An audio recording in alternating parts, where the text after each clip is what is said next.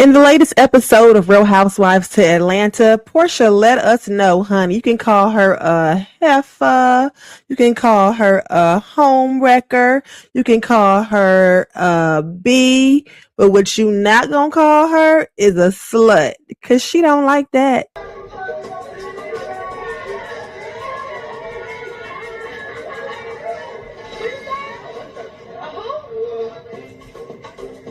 mean, damn, I'm gonna pay you to call me a slut.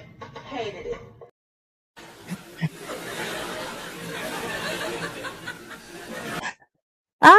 Porsha didn't like that at all, y'all. We're going to get into that in the whole recap of the episode with clips, of course, right after my intro plays. Give me about 15 seconds and I'll see y'all on the other side. Everyone knows the best conversations happen in hair salons. And guess what, beauty? It's your appointment time. So grab your drink, grab your wine, grab your friends, and let's talk. My name is Tanya. I'm your host. And this is Sweet Tea.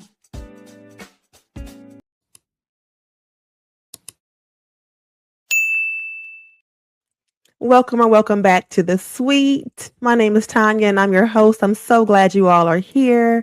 If it's your first time here, welcome. If you're coming back, welcome. And I'm glad to see you all again. Put a 1 in the chat if it's your first time here so that I can properly welcome you, and put a 2 in the chat if it's not your first time here so that I can properly greet you as well. I would appreciate it, you guys. I really would. So let's get right into this recap of Real Housewives of Atlanta, season 17, episode 4. It started off at Pinky's restaurant, Slutty Vegan. Okay. And so Pinky is setting up for a give back event, and she has assigned all the girls things to bring to the give back event. And she says that she pays the rent for other local businesses. She's paid kids tuitions for colleges. And this is a part of who she is and a part of the Pinky Code Foundation. They yell when you enter the place, and that's what that clip was from, when Porsha and Phaedra walked into the actual event that Pinky is hosting. They yell, "We got some sluts in the building," and Porsha was like, "What y'all call me? Wait a minute, hold up, did y'all call me a slut?" She says she hated it. Okay. So apparently that's the way they greet people. You know, you go to other places and it's like, "Hey, welcome Chick-fil-A. Hey, welcome to this. Hey, whatever." Apparently they call you sluts when you walk into Slutty Vegan, because Pinky let us know that she was a reformed slut. Okay. And so she's been calling people sluts ever since. Those were her words, not mine. Okay. So she told the ladies what to bring to her upcoming event and to the give back. Phaedra was assigned baby wipes and formula because Pinky says she always have a lot of shit going on. Okay. Yeah. So Kelly comes in, and Kelly is kind of talking to her about the event, and Kelly gets to meet her staff and everything, and they get to talking about business. And Pinky tells Kelly that she's thinking about filing for bankruptcy. And Kelly tells Pinky that she's thinking about the same thing too.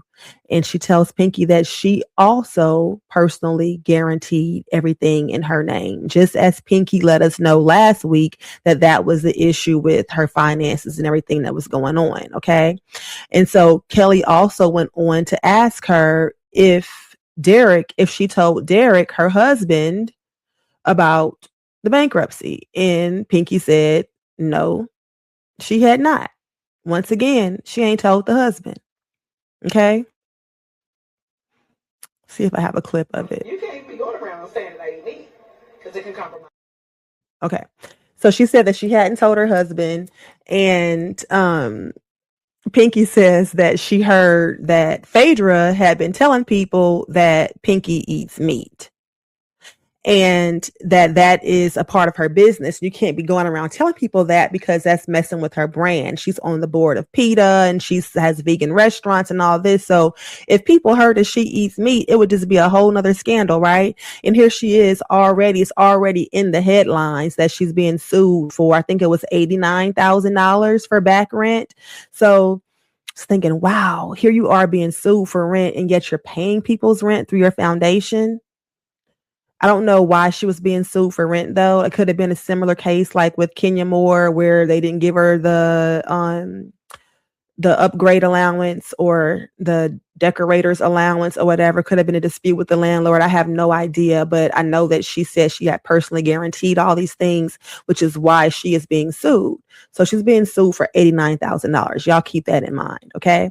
And so she talks about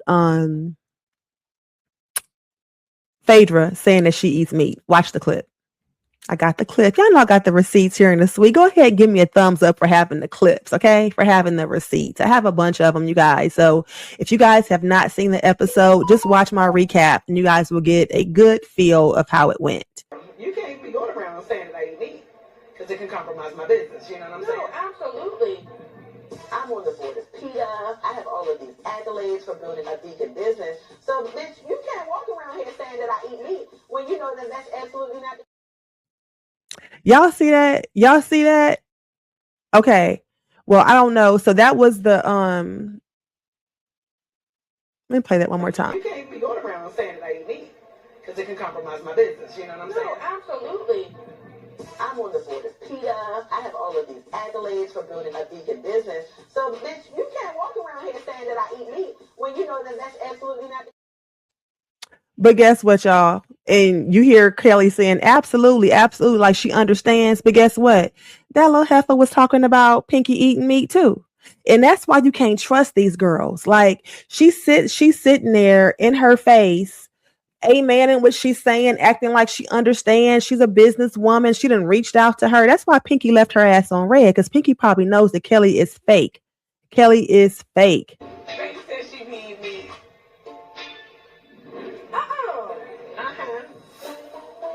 This girl not even really vegan. Stop. No, so why they just say that? Eating a steak. So Kelly says that she saw Pinky eating a steak, but she didn't say that to Pinky's face, of course. And they about what and what in the size factor, so she can't say she was scared of Pinky like she was of Porsha. You know what I'm saying? Like she was acting like last week, like she got up and hugged Porsha because she was afraid of Porsha. Well, you are talking about this girl's business or about her eating meat, eating steak behind her back, and you sit in her face acting like you understand why she'd be upset about Porsha saying that. Like that's the fakery with Kelly. That's the fakery with her. And one thing, and I don't like that, you guys, because I mean, nobody likes anybody that's fake, but one of the things that I did like about Kelly last season is that Kelly seemed to be very forthcoming with what she said, like, and standing on business about it. Like, yeah, I said it, you know? And so this season, she's kind of singing a different tune. And maybe because this is something serious and she can see how disturbed Pinky is about it. And Pinky's telling her how she has an issue with somebody else saying it. So Kelly just kind of folded and didn't admit what she was doing either, which personally I think is some BS. Okay. So the next scene we go to is Shamia. And Shamia is picking out a dress for Cynthia's girls trip. Cynthia is a friend of Honey, but Cynthia is like performing. She's earning her check. Absolutely, she is. Cynthia is probably the best friend of that the Real Housewives has ever had over all of the franchises. And that's probably because she definitely understands the assignment, being the fact that being as though she is a veteran of the show as well. So Cynthia don't have no problem. She understands what she's supposed to do. Okay. So she's like, I'll just do the same thing I've been doing, except I don't have to have a personal storyline, except she does, because she's actually launching a tequila line and she's launching it in Dallas, and she partnered with the Malou family. If you guys remember Adrienne Malou from Real Housewives of Beverly Hills, the same Malou family that has, that owns an NBA team. I forget which one it is. Maybe the Washington Wizards or I forget which one it is. Anyways, but they own an NBA team too. Her and her brothers. Okay. So she's partnered with them to launch her tequila line. So let's give Cynthia a round of applause for that. Go ahead, Cynthia. Let's go 50 Cent. Okay. So Shamia is in her closet and she's picking out a dress for the event. And she tries on that blue dress, y'all. And y'all know Shamia, that blue is her color. Like that blue, that electric blue, whatever it's called, it looks so good up against her chocolate skin. And so she's asking Gerald, her husband, what he thinks about the dress and all this. And her daughter Shia is walking around in her heels and playing dress up in the closet, which I thought was super cute. Guess I don't have a video from it though. And so she's asking Gerald about the tequila line or about the dress and what she should wear to the ball, because they're doing like this whole Dallas style ball, like Dallas from the old movie back in the day. If y'all remember Dallas, let me know in the chat. But I remember watching that with my mother and my grandmother. So everything was big and fabulous. And the ladies had big hair and they always wear gowns and big shoulder pads and stuff like that. And so, they lived in this big old house, and that's all I really remember about it. I can't remember too much of the storyline. But anyways, they're having a Dallas style ball for Cynthia's tequila line. That's going to be super cute. And so Shamia asks Gerald if he wants to go, because she says that Cynthia says that they can actually bring a plus run.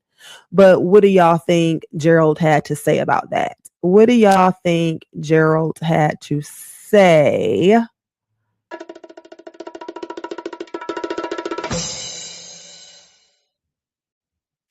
He said no. He was like, baby, you go on. And he starts talking about the surrogate, okay? And then they talk about the fact that they only have one remaining male embryo. So if the IVF does not work with this surrogate, then where do they go from there? Because Shamia, like she said, she can't just go out and do IVF tomorrow and get another male embryo, right? And so she's concerned about what are the next steps. Do we talk about adoption? Do we get donor eggs? They haven't really had that conversation yet. And so that's kind of worrisome to her. But y'all, Gerald really seemed uninterested. Of course, we all know that Gerald is not big on the show, right? He don't really care to be filmed. He's supporting Shamia in doing the show, but he really does not care for this show. Okay, we know that. However, Gerald is very concerned about when he's going to get that son, that male child, that boy child. Okay. And so I wonder if he almost has some resentment towards the show, because while Shamia is doing all this, she could be doing IVF, right? And so it's almost like it's not what he signed up for, although she was a friend of the show when they got married. So he knew that she was into reality television. So he can't even say he didn't sign up for it, because yes, he did. Let me forget that whole little thought. He did sign up for it. He knew what he was getting into when he got with Shamia, because she was already doing her thing, had been doing her thing. And, of course, they agreed to build their family, to grow their family. So he's probably wondering when we're going to get on with that. While you're talking about Dallas and wearing this little blue dress, I'm worried about when we going to get pregnant and have my son, So he's like, stay focused. Don't get sidetracked. So the next scene is Porsha at the house. And baby Big Mike comes over. He don't have no key yet. So he knocking on the door. Porsha comes and greets him, honey. He puts them big old arms around her. And I was like, yes, Porsha, live your life, girl. Live your life. I ain't got my key yet, so not your key. Hold on, first of all. This is insane. Baby, these are gorgeous. You gorgeous. No, baby, wait. You didn't even know I needed this today. Did y'all see what that card said? The card said, I want you. Oh, Mike wants her. Okay, Mike. When she said they were gorgeous, he said, no, baby, you're gorgeous. I'm like, I am here for it. I am here for the gentleman of it all. I am here for the gentleman of it all. Come on, Mike. Come on, Mike. Come with it. So Porsha tells him that he has no idea how bad she needed those flowers that day, because she'd actually been having a rough day. And so they get to walking around and everything. And they go into her closet, and Porsha also lets us know that she's single and she's dating, and Sway is fine, but Mike is sweet, is what she said. Okay. And so Porsha is emotional that day because she actually listed her Duluth home for sale. The first purchase that she bought after her split from Cordell, the home that she thought that she began to raise Pilar in the home that she thought her mother would live in forever. Because remember, when her and Simon got married, she gave her mom the home, right?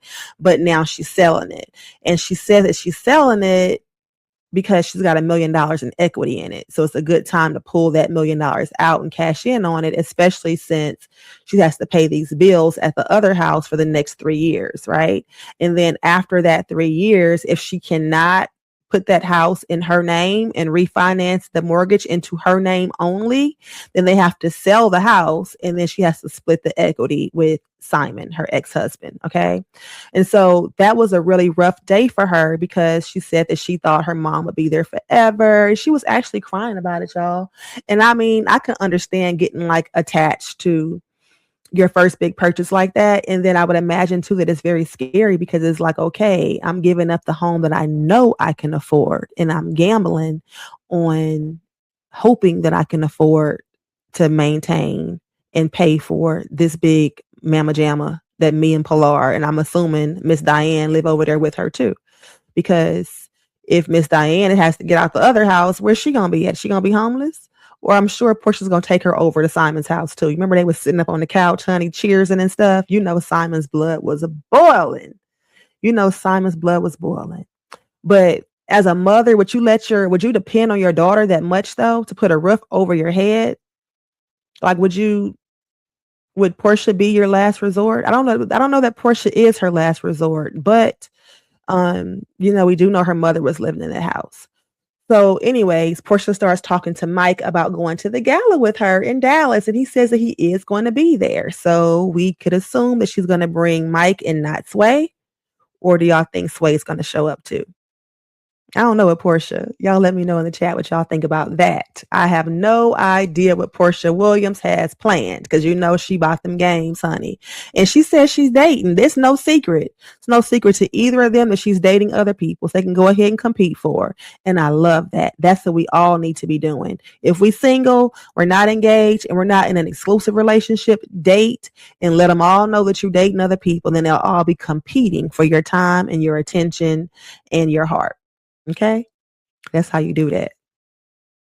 So they get to talking about Mike's desire to have kids. And I remember back when Mike was on Ready to Love Atlanta the first season, and he was matched, or he and this lady named Shay hit it off.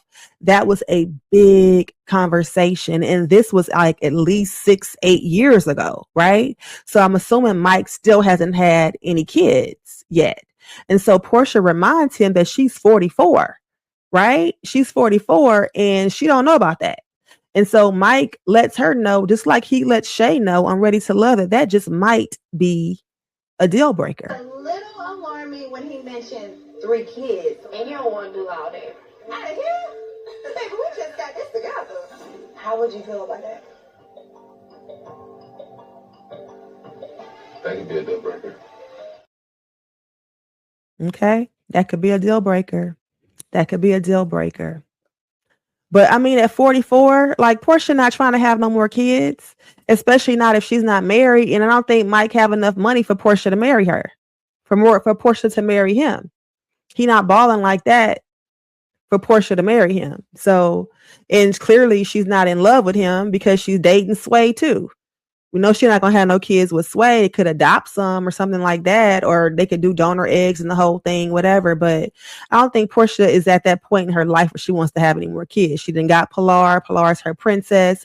And she might be like me, just one and done. Just have one, because that one sometimes, honey, is enough for several. My little boy is something else. He is enough for several. Y'all better believe that. Y'all better believe that.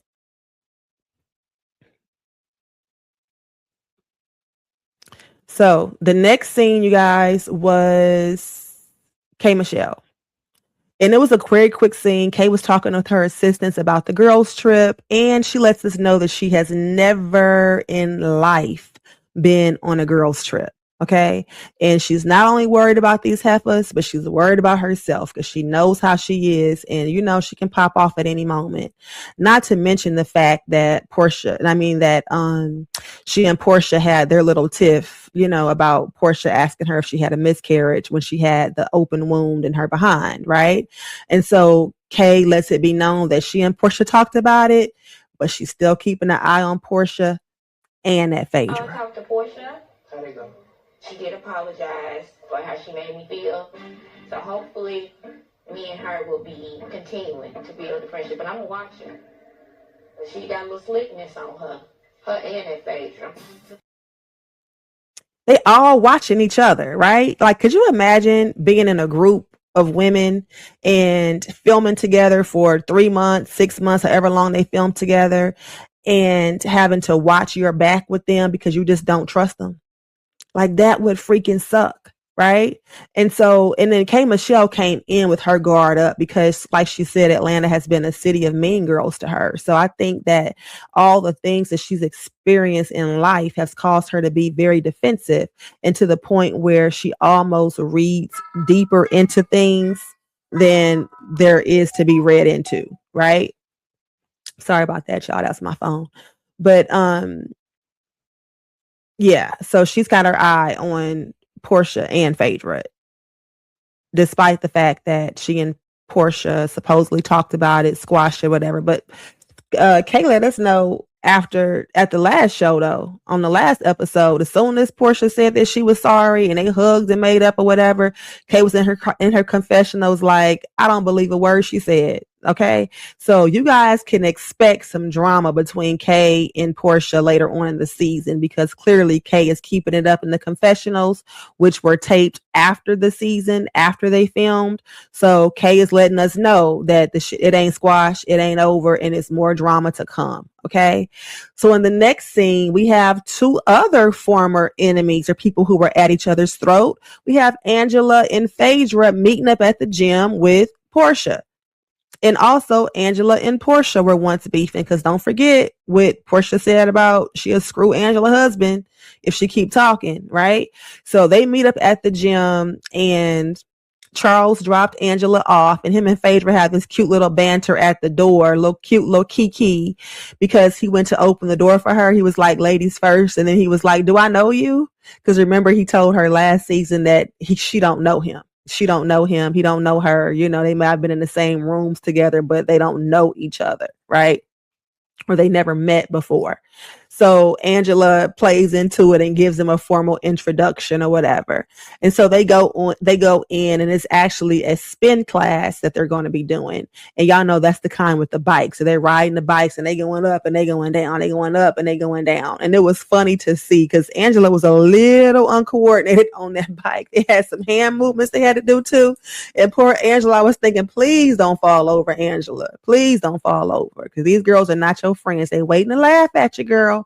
So anyways, they do a spin class, and of course Phaedra, with her typical self, is flirting with the instructor. So she got her tongue sticked out, she calling him daddy and stuff like that, but she lets us know that she's just playing with him because she has no desire to be with a fitness instructor or anyone who was into fitness like that, because her ex-husband was. And they actually did a throwback clip to Phaedra and Apollo when they were doing their little booty videos, and Phaedra was doing the funky donkey, and she was like hopping across the floor. I know she's looking at that thinking, I can't believe I was doing that. But anyways, it was so funny, y'all. That part was funny. I should have actually taken that clip. It's very funny, but she lets it be known that she don't have no desire to be with anybody that's in fitness or anybody that's too fine. Give her somebody that's a little chubby, okay? And she can help work that little fat off of them, but don't give her nobody that's too fine. And I get it. And Phaedra's a beautiful woman, and doesn't have anything to do with her confidence or her security, but it has something to do with the fact that you don't always want the one that everybody else is looking at too. Okay, it just brings extra problems, and it just bucks their heads up even more and all of that. So get you somebody a little chubby, a little ugly, a little something, you know what I'm saying? And then they adore you. That's what she's meaning, right? But then it brings me back to her friend Shay Shay. Like, what's really going on with her and Shay Shay? Because he's not chubby at all. Like, he's got a nice little body. So is that, we ain't seen him since the first episode either, since Porsha's dinner party. So what's going on with Shay Shay, Phaedra? What's going on with Shay Shay? Because he don't fit that criteria. He's younger than you. He's fine.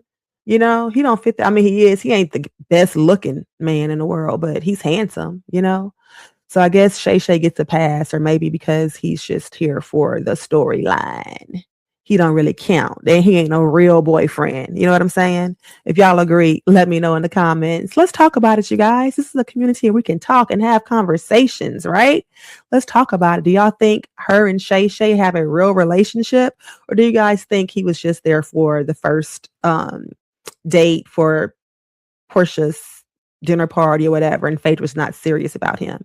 But she was also with him on Married to Medicine. So maybe she got a little contract with him. Maybe she paid him for the year or something. I don't know. Maybe she paid him for the seasons that she got a contract for. Maybe she contracted him out to be her plus one. Who knows? But clearly she's not really interested in him, okay? And so Angela lets it be known, too, that she apologized to Phaedra. So after they get off the bikes, they go take a little seat because they tired as hell.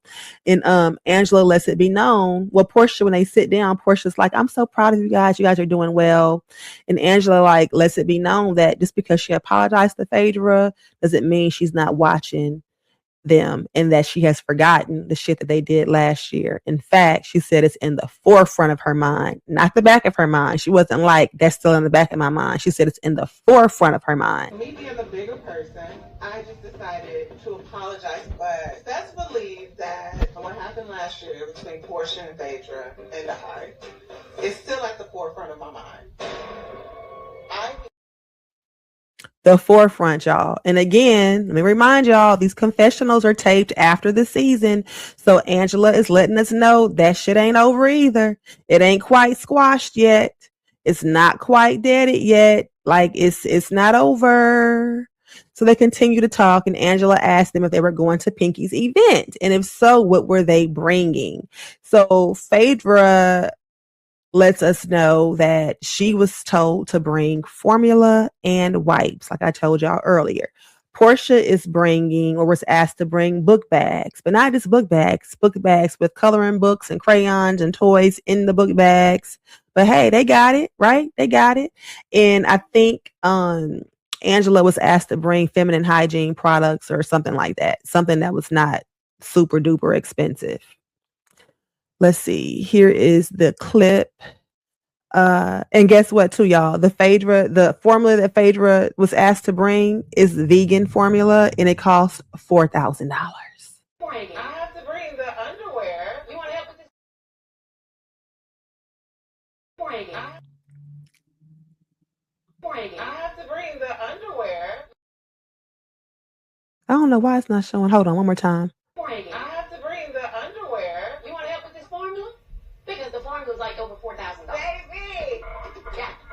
Did you know formula was $28 a can? Why are you buying a $4,000 formula? They have to be. So Angela is also the bone collector, right? So Angela collects the bones and brings them back to the dogs, okay? So Angela lets Phaedra know that Pinky heard that Phaedra said she eats meat, okay? Phaedra denied it, and they show a clip of her telling Shamia that Pinky owned a Jamaican restaurant before the vegan restaurant. But what we did not hear is Phaedra saying that Pinky eats meat. Before she started this vegan stuff, that girl used to have a Jamaican restaurant. What? Served the meat, honey. She used to serve. No way. No, I think she got bigger fish to fry than eating meat. Okay. So for once, Phaedra is not lying. Can y'all believe that? While she was messy, don't get me wrong, it sounded a little messy. Like, girl, before she had that vegan restaurant, she had a Jamaican restaurant serving meat, child. She was serving meat. You know, it was definitely, you didn't say she was eating it, but you definitely said she was serving it, right? But I mean, hell, everybody has a life. She wasn't vegan her whole life. So she had a life before she was vegan. So as long as she was serving good food and it was clean food, the restaurant had a good reputation, nothing to be embarrassed of.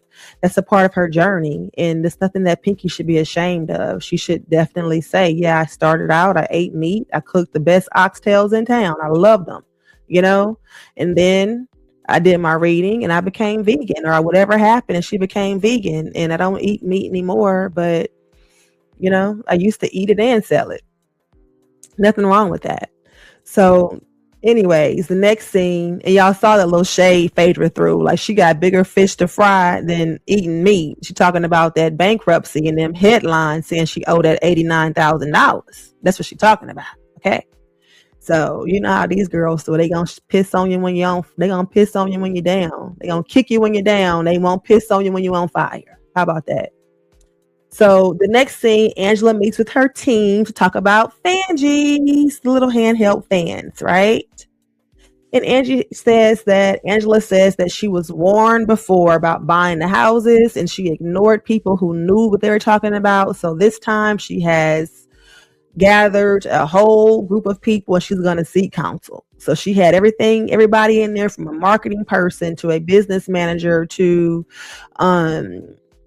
a content creator who's going to be a brand ambassador to a lot of people in the room. She had a whole table full of people. Okay. And I think her daughter was there too. And she was talking about budget and getting to kind of, talking numbers and trying to figure out how much it's going to cost to actually get these fans on the shelves, how many she has to buy, because she does not want to keep putting money into a failed business. So she needs her first order to be a profit and she cannot fail. She explains to them that she failed with those houses and she's purchased, and she's got another house too. And they were looking at her like, oh God, here she goes with her ideas.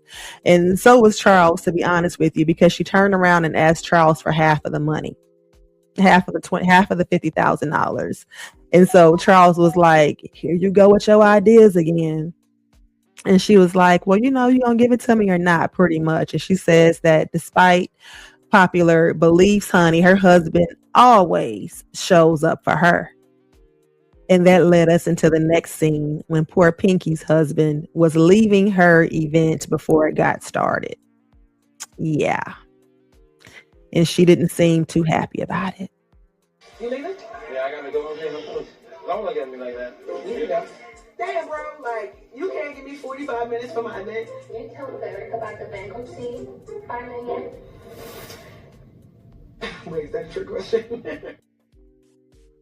Y'all, so for 2 shows, Pinky has been talking about her bankruptcy filing, or her potential to file bankruptcy, and she has still yet to tell her husband. She's still yet to tell her husband, but that's neither here nor there. That will come later on in the episode, and I have the clips and I have his reaction to y'all. So y'all wait for that, okay? We almost done here. So, yeah, so they're setting up for her event and he's there, he's setting up and he's helping, but he has to leave early. And so she felt some kind of way about him leaving early, or at least she said that she did. But we find out later in the show that he actually had a meeting himself, a business meeting himself. So I don't understand why she's playing to these cameras like this man is not supportive. I don't understand why she's doing that. It's not worth the storyline to play with your marriage. It's not. I did a video on another video, you guys. Y'all go back and watch that one too. Let me show you guys the thumbnail from it so it'll be easy for you all to find. And I will try to link it in the description of this video, which is something that I've never done before because this is a new channel. But y'all bear with me. I'm going to try to get that done too. But I did a video on this one here about Pinky and Shamia and the Bravo curse, okay? Because they are playing into the Bravo curse by painting their husbands out to be less than supportive or less than into them or whatever. They plan with their marriages. And this Bravo curse is real, and I don't understand why Pinky continues to do that. So anyways, they're preparing for the give back. He leaves. Drew lets her know she has a respiratory infection, so she's not going to be coming, okay? Porsha and Phaedra actually meet up at Phaedra's house to pregame before the event because they're going to a vegan event, and Porsha need to eat. So Phaedra had some shrimp, some cute little shrimp cocktail and some crackers, little charcuterie board or whatever. And they got there and they ate, and Phaedra grabbed on Portia's booty a little bit and talked about how big it was and all that. And Aiden comes home from school, which was early in the day, and Phaedra lets Porsha know that the school gets out at 12 o'clock on Fridays now. And Aiden says he's going to go take a nap. And this was funny because Porsha was like, in your black mama's house? You taking a nap in the middle of the day in your black mama's house? And Phaedra was like, yeah, when I was little, I would have had my mama's biscuits rolled out, her meat in the crock pot, her clothes ironed and feet rubbed and everything else, right? But she says that her boys do know how to go get her a glass of ice water, go, do some things that she asked them to do. And that every now and then, because they boys, you just gotta punch them. And I get it, because I have one too. And he's 11 years old, almost 12. And every now and then, I just have to remind him who the hell his mama is. Who the hell is the mama, okay? And who's the child. So I totally get that. So Pinky's event is about to start. Next scene, Pinky's event is about to start. And let me see, what is this? Everything that was going on with Porsha. Oh, yeah. I couldn't understand why you didn't say anything in that moment, but then when it happened to me, I completely understood. I realized that, oh, this girl is slick with her shade. So Kay is still on this Porsha stuff. So here she is telling Kelly when Kelly arrived, because Kay Michelle was there early too. Kay came early to like help her set up and stuff. And so when Kelly arrived and she went over to Kay like let her know that she had talked to Porsha and she understood what happened to her, because when Porsha hit her with the miscarriage thing, she thought about it afterwards and was like, wait a minute, is she shading me? And so she understood why Kelly didn't respond to Porsha in that moment. She understood too, because she too was taken aback by what Porsha said. And those are two totally different situations. Like, I like Kay Michelle, but on this one, I have to say that Kay Michelle is doing too much and reading too much into it. I think. If you guys agree, let me know in the comments. If y'all disagree, let me know in the comments. It's perfectly okay. We can agree to disagree over here, or we can agree and we can still talk about it. It doesn't matter, right? So the thing is, though, is that Porsha literally ambushed Kelly with a rumor about her sleeping with a married man. Porsha guessed after Kay Michelle said she was sitting in a pool of water or on a wet sofa, and she didn't know where it was coming from, that maybe she'd had a miscarriage. That was a perfectly reasonable conclusion, or a perfectly reasonable suggestion. Even Cynthia said that, suggested that maybe her water had broken, which was really ridiculous because she ain't even showing. You think her water broke, Cynthia, and she's sitting in a pool on the sofa? Like, that was one of the silliest things I'd ever heard. But Kay Michelle herself said, yeah, I thought that too. So I don't understand why she's making it seem like Porsha was being ugly when she asked that. I'm not getting that. I'm not getting that at all. So Porsha and Phaedra finally arrived, and that was the greeting that they got when they walked in. I showed y'all at the beginning. I'll show y'all one more time.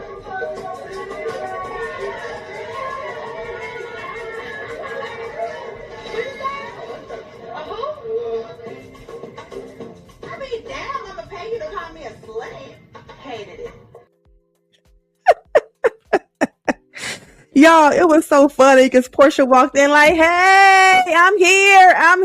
And then she was like, wait a minute, y'all call me a what? A who? A slut.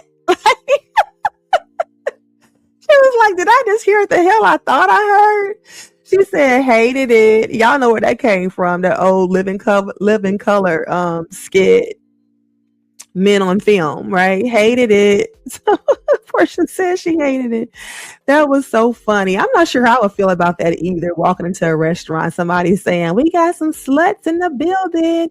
But at the same time, the restaurant is called Slutty Vegan. So, I guess I get it. But Porsha and Kelly straight up ignored each other. They ignored each other like they didn't even know who each other were. And somebody said that it was giving Cardi B and Nicki Minaj. Okay. So, Angela arrived and says that she grew up on giveaways. She was plenty of times she had to go to shelters or community centers to get the things that they needed growing up. So this kind of work definitely touches her heart. What you need? I grew up. There was times when we had to go to the shelters or the community centers. So this is something that hits home for me. It was nice to see the ladies giving back. It really was. And you think about Pinky even being in her predicament, still wanting to give back, even though she got the ladies to donate the stuff or a lot of the stuff. But it was just nice to see them getting together, giving back, and it being drama free. So while this episode was definitely a filler episode, it's kind of telling the story and it's leading up to Cynthia's trip to Dallas, right? But Cynthia also explained that it just felt good to give back. Yeah, I want to help you. And I think some of the other girls want to help you too. Absolutely. God bless. It's moments like these that remind you how many people just need a helping hand. And our effort is going to help a lot of people.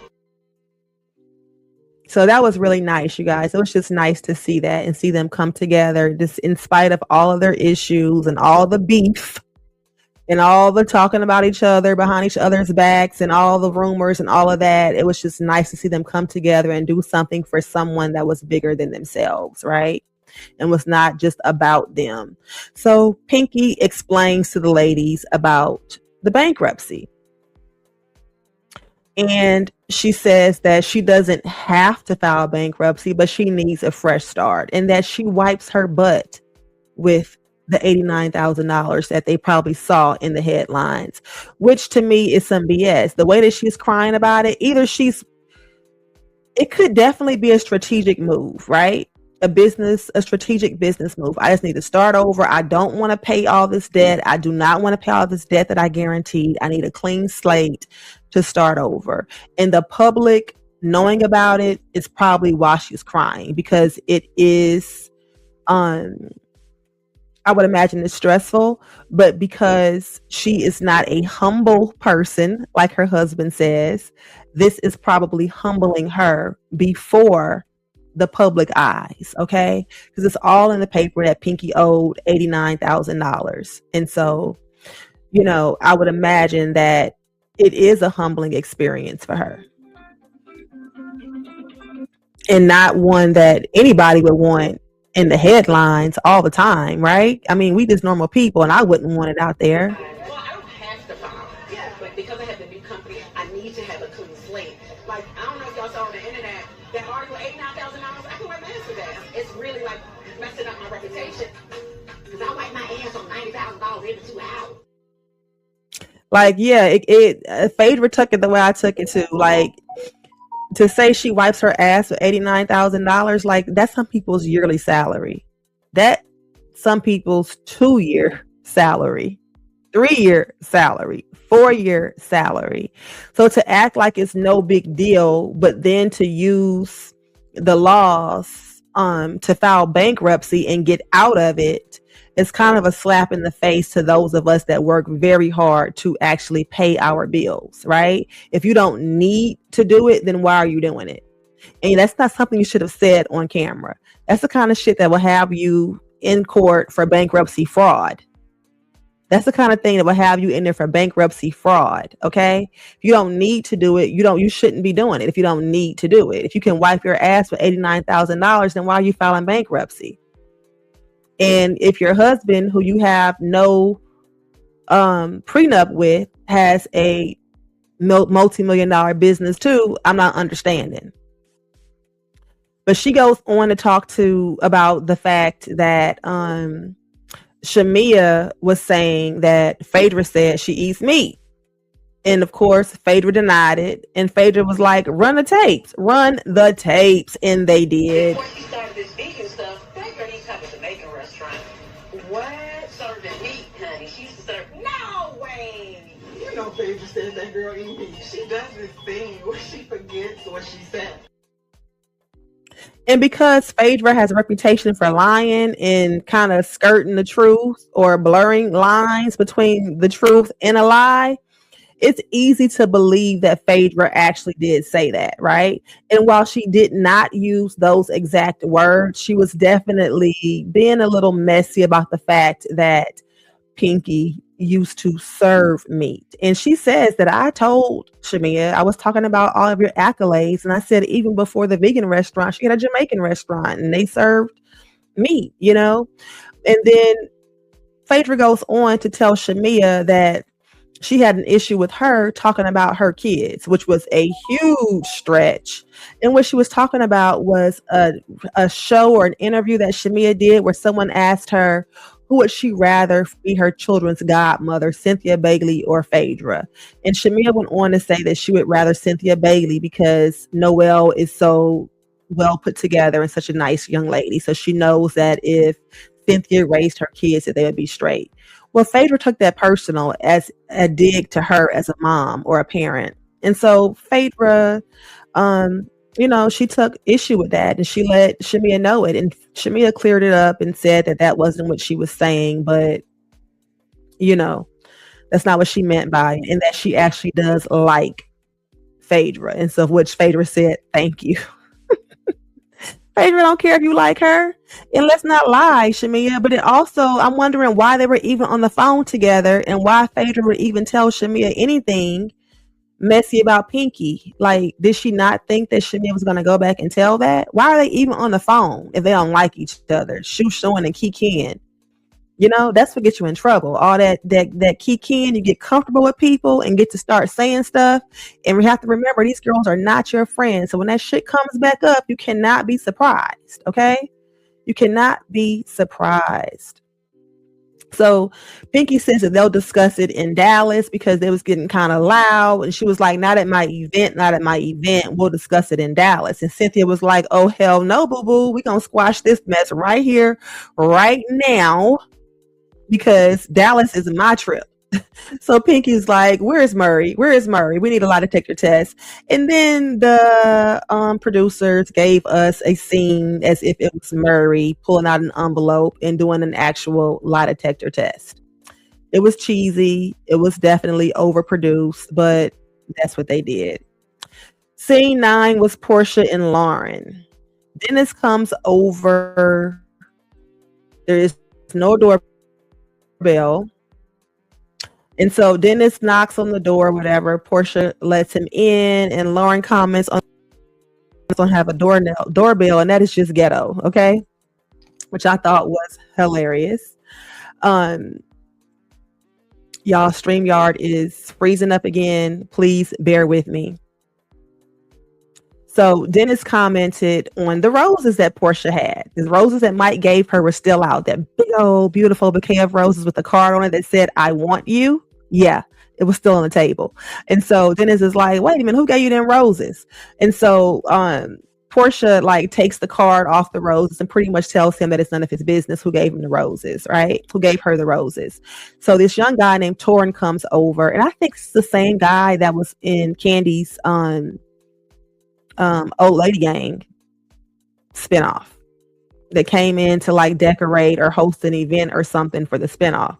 So anyways, Torrin comes over and he went to decorate someone's apartment in the spinoff too. Yeah, so Torrin must be a figure there in Atlanta. So Torrin comes over to set up a room for PJ's podcast. And so that's why Dennis is there too, because Porsha lets us know that she and Dennis have this business arrangement where they're going to be managing basically PJ's podcast. And so she wants to do a podcast talking about her toys and unboxing her toys and all that stuff. And I'm sure it'll be super cute. And shout out to Porsha too for going ahead and designing and getting her a little room designed to do that. I love when parents support their kids' dreams and hobbies and, the activities that they actually like to do. I love that. So, anyways, they go upstairs to show Torin the room, and Dennis, maybe not upstairs, but they go to through the house to show Torin the room that's going to be set up for the podcast, and it's going to also be for uh Porsha and Lauren's podcast as well. So Dennis took the card out of the flowers because he wanted to read and see who the card was from. Okay. And so when they get out to the room, the pool was right there. So Lauren takes the card from Dennis and she puts it in the water so she can ruin it. And so Porsha asks why he took it out anyways. And he says he wants to see what she has going on because she doesn't make good decisions when it comes to dating. Ooh. Did she say that? Did he say that?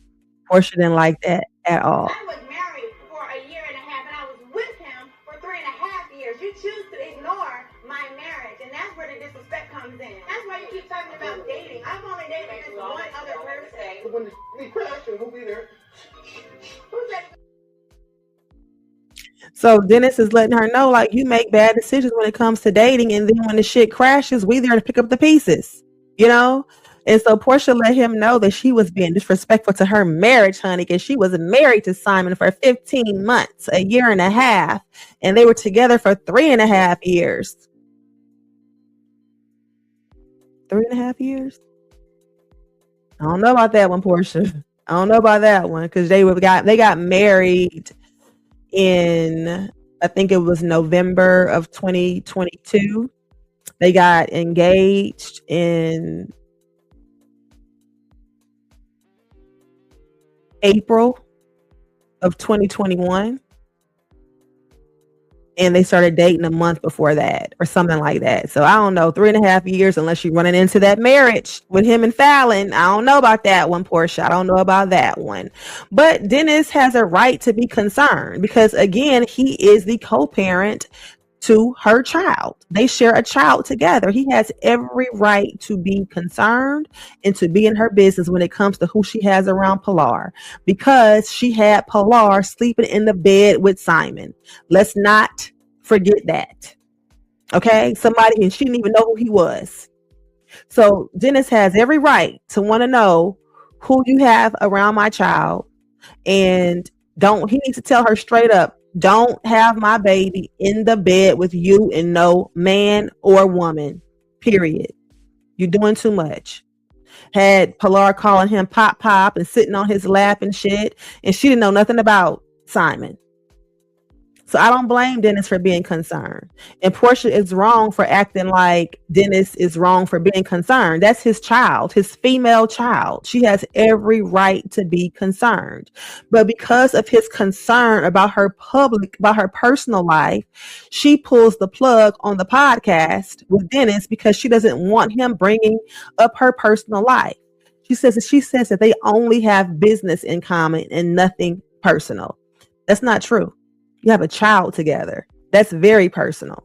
And because of that child, that other parent of that child has every right to be concerned about who you have around his little girl. Point blank, period. Okay.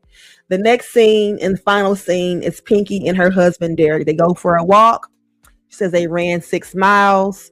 And they're having this playful little banter, and she finally tells him about her visit with the bankruptcy attorney. He asked her why she went to visit a bankruptcy attorney, and she says because she wants to file bankruptcy. He asked her who all knows about this, and she kind of said nobody. And he says it's going to be a public nightmare, which I thought was really cold to say to her at that time. I met with the bankruptcy attorney. Good time. This is about to be a public nightmare. And Pinky lets him know that it's already been a public nightmare for her. Every day she wakes up, it's something in the paper. Every day she wakes up and it's something in the paper. And it's like, again, why is she dealing with all of this? And why is she just now telling him? Why? What is going on where she's just now telling him what happened? And that after she's told everybody else, right? And he asked her who all knows about this, and she shook her head like nobody. And then they showed the clip of her talking to K Michelle about it, her talking to Kelly about it, her talking with Lace at the event about it, her talking to the attorney about it. So how do you think he's gonna feel when he sees this on the show? I would love to know how he felt watching that back. Because as a man and as the head of the household, he wants to be the person that she comes to and the person to solve his wife's problems, right? In fact, he offers to do just that. You're not filing bankruptcy. I'm gonna give you 5 minutes. No, I don't want you to get that. What do you mean? Like, we married, man. Like, no, we were riding till the wheels fell off. Like, I mean that. But So he tells her that she's not going to file bankruptcy because he's going to give her the $5 million. And she's like, no, I don't want you to do that. Right. And so again, though, they have no prenup. So if his business is her business and her business is his business, so it affects him too. Right. It affects him as well. So why not let him help her out of it? Like Kelly said to her earlier in the show, you got a man that's willing to help you. If you don't go to that man and let him help you, you better. You're going to everybody else talking about your problems, but not ever giving him the opportunity to even advise you. start talking to me too. Like, I deserve to know the truth too. Sometimes I'll be just going and looking at the news and I'm like, damn, I didn't even know that was going on. I don't want to be a victim. You got a successful business. You're doing a lot of great things.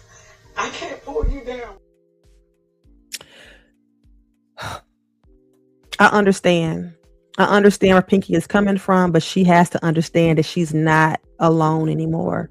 She is married and they share children together.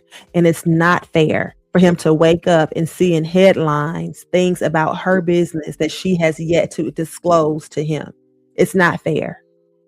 It's not fair. If it was the other way around, everybody would have something to say about the fact that she's waking up to headlines about her husband's business and she doesn't know what's going on. Same with happening on Real Housewives of Beverly Hills right now with Derrick and PK. She's waking up to find out that her house is in foreclosure because she doesn't know what's going on. It's not fair that she does not share with him what is going on financially with her or her business or a business that is community property, right? It's just not fair. It's not fair. And the fact that he is willing to just give her the money in one conversation, I'm going to give you the $5 million. In one conversation, he says that, and she's been stressing about this for 2 episodes now. And it could have been done just like that. Headlines avoided and everything else, right? But, you know, sometimes our pride gets in the way. And it just makes me wonder if more cracks in their marriage is going to be revealed during the course of this season, because it's definitely a red flag that she doesn't feel comfortable enough to talk to her husband about the same issue that she's talking to everybody else about. That's a huge red flag. And the fact that he's very willing to help and she's not allowing him to, it's not going to make him feel like the man in the situation. And that is going down the wrong road when it comes to your marriage. Okay. So that's my recap of the Real Housewives of Atlanta, episode 4 of season 17. You guys, if you all have rocked with me until the end, I thank you so very much. I sincerely do. And again, I thank you for joining me here in this suite. And until next time, from my suite to your screens, peace out, beautiful people. See y'all next time.